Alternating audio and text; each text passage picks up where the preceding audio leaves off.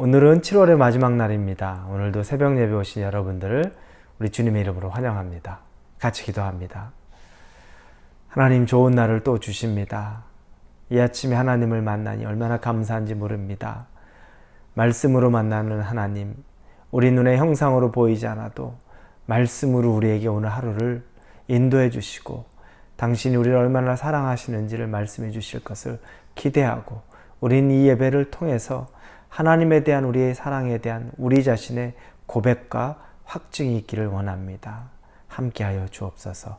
예수님의 이름으로 기도합니다. 아멘. 오늘 말씀은 사무엘하 6장입니다. 16절에서 23절입니다. 사무엘하 6장 16절에서 23절입니다. 6장 16절 23절입니다. 같이 읽겠습니다.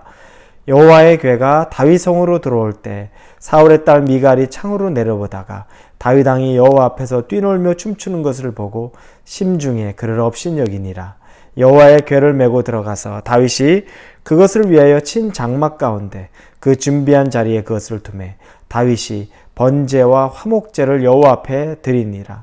다윗이 번제와 화목제로 드리기를 마치고 만군의 여호와 이름으로 백성에게 축복하고 모든 백성 곧 온 이스라엘 무리에게 남녀를 막론하고 떡 한 개와 고기 한 조각과 건포도 떡 한 덩이씩 나누어 주매 모든 백성이 각기 집으로 돌아가니라. 다윗이 자기의 가족에게 축복하러 돌아오매 사울의 딸 미갈이 나와서 다윗을 맞으며 이르되 이스라엘 왕이 오늘 어떻게 영화로우신지 방탕한 자가 염치 없이 자기의 몸을 드러내는 것처럼 오늘 그의 신복의 계집종의 눈앞에서 몸을 드러내셨도다 하니 다윗이 미갈에게 이르되 이는 여호와 앞에서 한 것이니라. 그가 내 아버지와 그의 온 집을 버리시고 나를 택하사 나를 여호와의 백성 이스라엘의 주권자로 삼으셨으니 내가 여호와 앞에서 뛰놀리라. 내가 이보다 더 낮아져서 스스로 천하게 보일지라도 내가 말한 바 계집종에게는 내가 높임을 받으리라 한지라. 그러므로 사울의 딸 미갈이 죽는 날까지 그에게 자식이 없으니라. 다윗의 성으로 하나님의 궤가 들어옵니다. 오늘 나오는 이 말씀에는 두 명의 사람이 등장합니다. 사울과 그의 첫 번째 아내인 미갈입니다. 사울은 하나님의 궤가 자신의 성에 들어오자 춤을 추며 기뻐합니다. 그래서 오늘 본문에 보니까 16절에 여호와의 궤가 다윗 성으로 들어올 때 사울의 딸 미갈이 창으로 내려보다가 다윗 왕이 여호와 앞에서 뛰놀며 춤추는 것을 보고 이렇게 나옵니다. 너무 기뻐서 뛰놀고 춤을 춥니다. 그리고 또 한 절을 보니까 21절 뒷부분에 나를 여호와의 백성의 주권자로 이스라엘의 주권자로 삼으셨으니 내가 여호와 앞에서 뛰놀리라.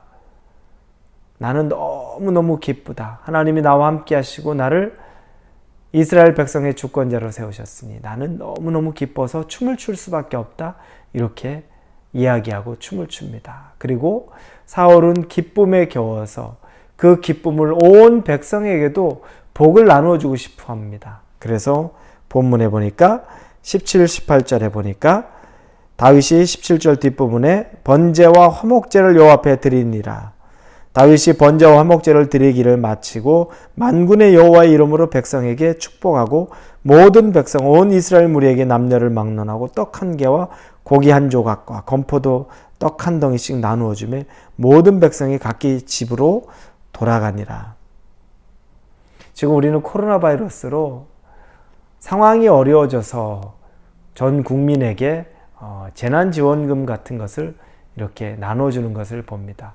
경기가 어렵기 때문에 경기의 부양책으로 이런 일들을 하지만 다윗이 비슷한 일을 합니다. 남녀노소 모두에게 그날 먹을 음식과 고기와 이 모든 것들을 나누어서 줍니다. 그런데 경기가 어려워서 그들이 먹고 살기가 어려워서가 아니라 하나님이 다윗성 자기의 성 안에 들어오는 것이 기뻐서 모든 백성에게 하나님의 사랑을 전하는 겁니다. 사랑의 증표로 백성들에게 먹을 것들을 주는 겁니다. 여러분, 얼마나 감사한 겁니까? 다윗은 춤을 추듯이 기뻐하고 하나님 앞에 제사를 드리고 그리고 백성들에게는 그 모든 일용할 양식 같은 음식을 주면서 하나님이 우리에게 오셨다. 너희들도 기뻐하라. 나도 기쁘다. 우리 주님이 오셨다. 이 모습을 보면 감사가 넘치죠. 그런데 한 사람, 미갈에게 있어서는, 근데 미갈을 사울의 딸 미갈이라고 표현합니다. 미갈에게 있어서는 그 모습이 기쁨을 안다고 합니다. 춤을 추고 있는 모습을 보면서 미갈은 16절 뒷부분에 심중에 그를 업신여기니라. 마음속으로 비웃었다는 거죠. 다윗을 비웃었습니다. 왜 비웃었느냐? 더 자세하게 나오니까 20절에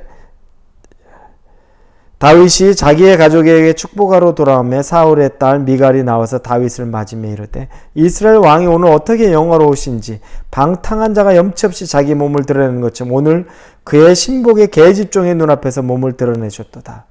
얼마나 우스꽝스럽게 보이는지, 내 계집종 앞에서 자기 옷을 드러내고 살을 드러내고 너무너무 채통없어 보였습니다 라고 이야기하는 겁니다.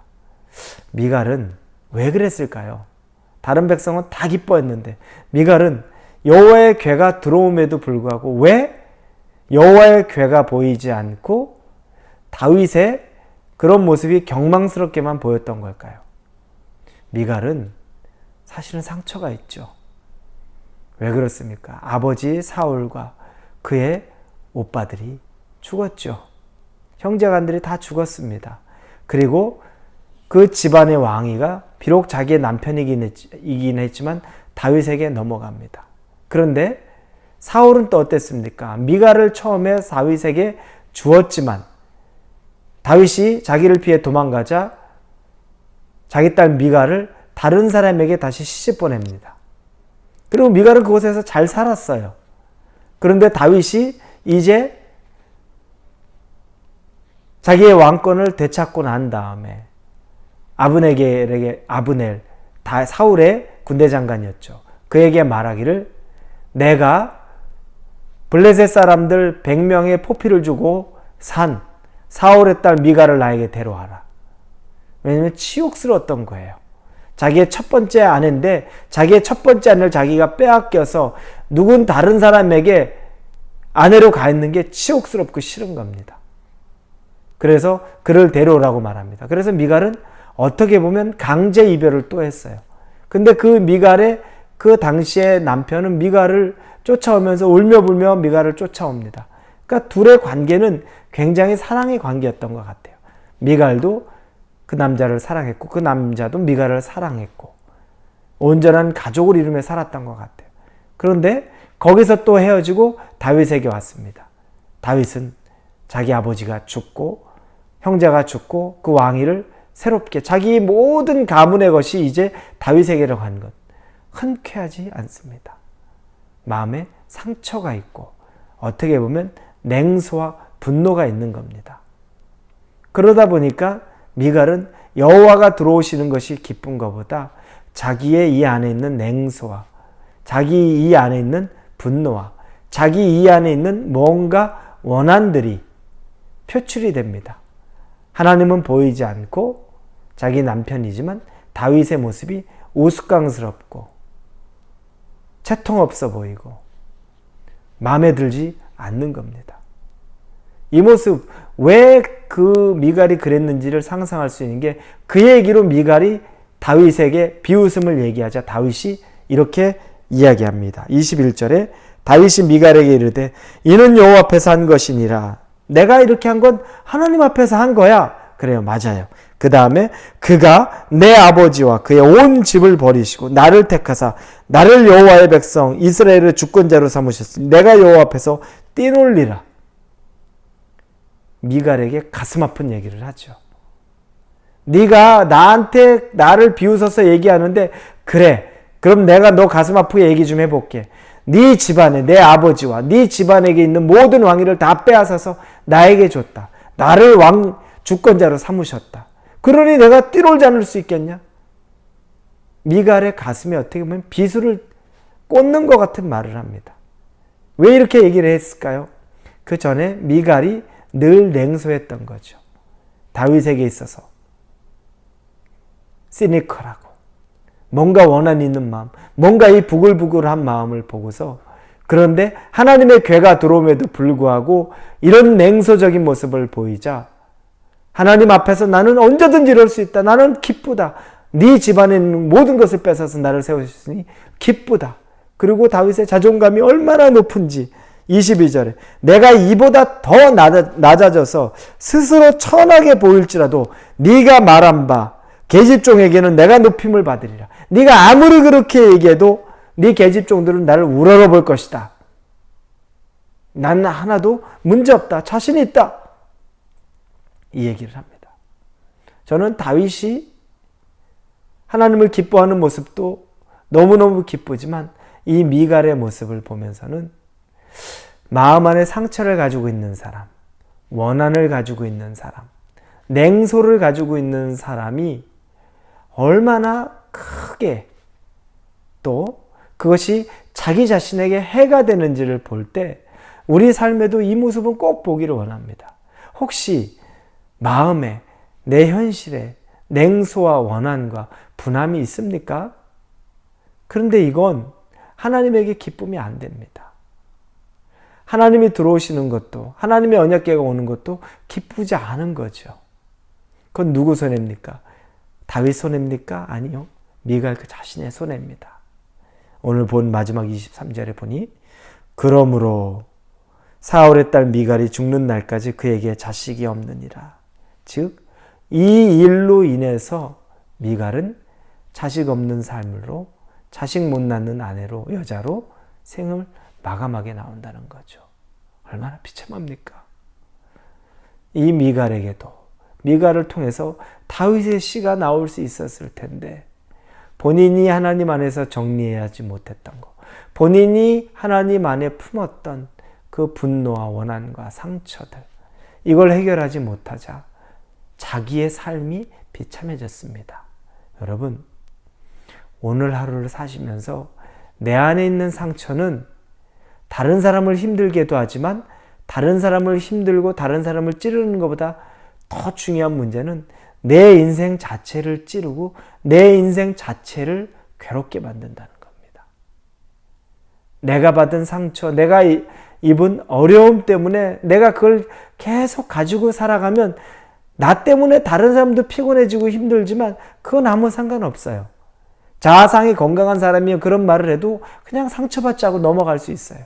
그런데 내 안에 분노가 있고 내가 상처가 있었던 사람들은 그게 나에게 올무가 돼서 내 스스로가 비참한 결과, 상처로 인해 힘든 일들을 맞이하게 될 수밖에 없다는 거죠. 꼭 여러분, 혹시 마음에 원한, 분노, 냉소, 하나님에 대한 이런 마음이 남아 있습니까? 그러면 사람에게도 그게 남아 있습니다. 그런 부분들에 대해서 꼭 정리하시고 하나님 기뻐하는 삶 살기를 우리 주님의 이름으로 축원합니다. 같이 기도합니다. 주님, 누구에게나 상처는 있지만 상처가 하나님과의 관계에서 하나님이 나에게 오시는 것도 막을 정도의 상처, 원한, 분냄 이렇게 남아있으면 내 인생이 괴로워집니다. 우리는 그런 인생 살지 않도록 하나님 우리를 치유해 주옵소서. 상처가 있어도 예수의 피로 우리를 깨끗게 하여 주셔서 온전함을 회복해서 내 인생이 상처로 고난 가운데 있지 않고 미갈과 같은 삶이 아니라 상처가 있었음에도 불구하고 다윗과 같은 하나님을 기뻐하는 삶을 살 수 있도록 인도해 주옵소서. 예수님의 이름으로 기도합니다. 아멘.